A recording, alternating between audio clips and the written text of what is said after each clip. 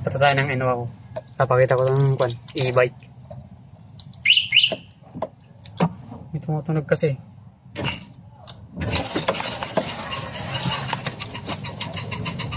Ano kaya sakit na ito? Hindi ba maingay?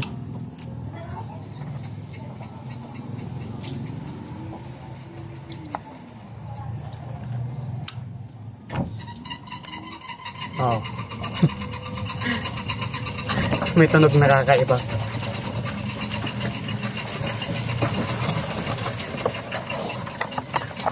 So, nandito na tayo sa palengke ngayon.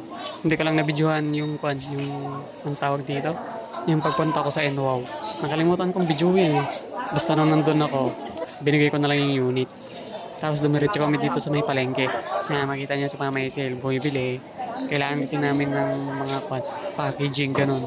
Mamaya ko na lang ulit babalikan yung e-bike ko. Sana naman magawa na yun, no? So, ito lang ako.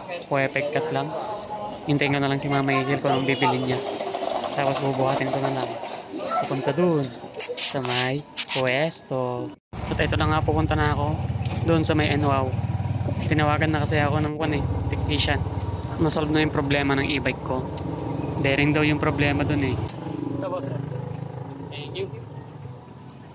So, andito na ako sa may NWOW. Kukunin ko na lang yung unit ko, yung e-bike ko. Hanapin ko na lang yung technician. Maganda kasi dito sa may NWOW eh. Free lifetime service. Ang alam ko, libre servisyo. Pero pag papalitan yung pyesa, yun lang babayaran mo.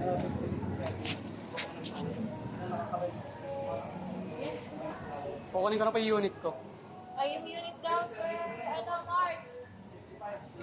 Unit daw. Kailangan mo nang testayin yung unit, ay yung e-bike ko. Pag wala na yung tunog nun, pwede ko na siyang iuwi.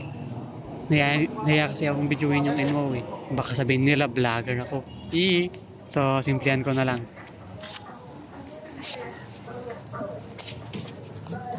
Sasakayin na ako para matesting tong e-bike ko. Pakikinggan ko kung may tunog pa, wala na.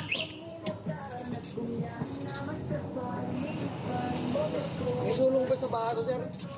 Hindi po, sir. Pero madalas kasi umuulan eh, kaya siyempre lang di ko man idaan. Pero iniiwasan ko talaga yung mga baha. Kasi ang baba ng motor nito sa likod eh. Wala na. So nawala na yung tunog, all goods na. Napalitan na yung bearing niya. So pwede ko na siyang iuwi. Hindi pala ako nagbayad dito. Sabi ko sa technician, wala nang babayaran eh. Hehe. May maririnig mo talaga yung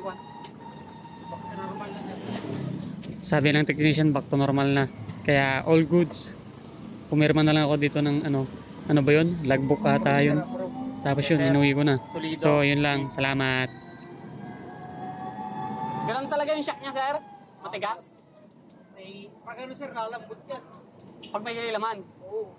Hindi kasi pwede yung malambot ka agad kasi babayok ka. Pag wala kasing babayok ka agad, sir.